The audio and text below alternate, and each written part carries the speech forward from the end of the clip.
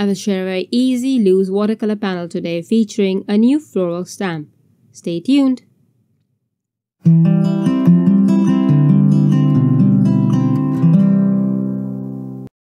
Hello there everyone, welcome to Creative Coloring with Erum.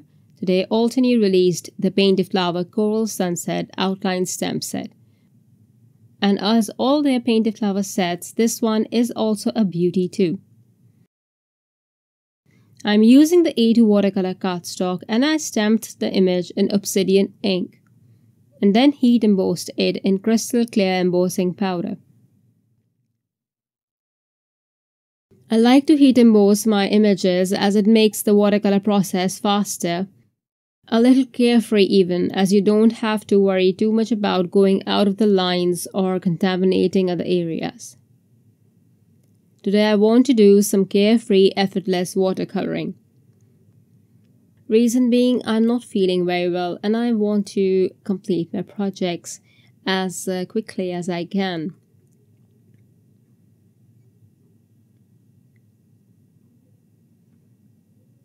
I don't want to think too much about adding details or worrying about light and shadow. I also want to use muted tones for a change. My cards are often very vibrant and bold looking. I have noticed that as our weather becomes hotter, my color palette becomes muted as if I'm trying to hold on to the bit of winter. As you can see, I've chosen to watercolor with the 36 band set today, because I love the greens in this set and also because of the Cosmic Berry pigment that I really wanted to use. The other favorite pigment of mine is the Lava Rock. I have applied a lot of water onto the flower, then I will drop Cosmic Berry pigment. I'll make sure not to add too much of this on the underside of the petals, and most of the concentration will be on the cupped petals that are curled inwards. Just keep this one thing in mind and it will be enough to show an effect of depth on the floral image. You can heat set this and then work on the second layer, but I would move on to the second flower and first apply water, then drop in purple wine pigment and mix a bit of warm sunshine pigment as well. After applying the first layer, go back in to add a mix of purple wine and Cosmic Berry pigment to my first flower.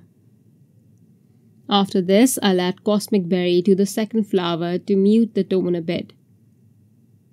For the third flower, I'll use Lavender Fields pigment. And to this, I'll add Cosmic Berry pigment.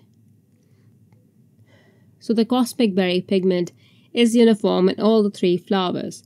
This will also help in creating a cohesive look. For the leaves, I'll use Evergreen.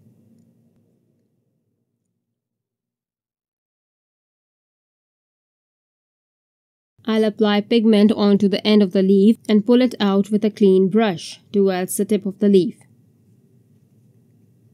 I'll color all the leaves in the same way, but I'll add more dark pigment to the end of the leaves, the area that's right next to the flower, so as to show a little bit of shadow.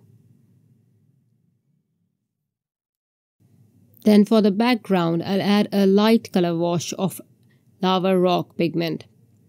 And I'll keep working on it till I'm happy with the look.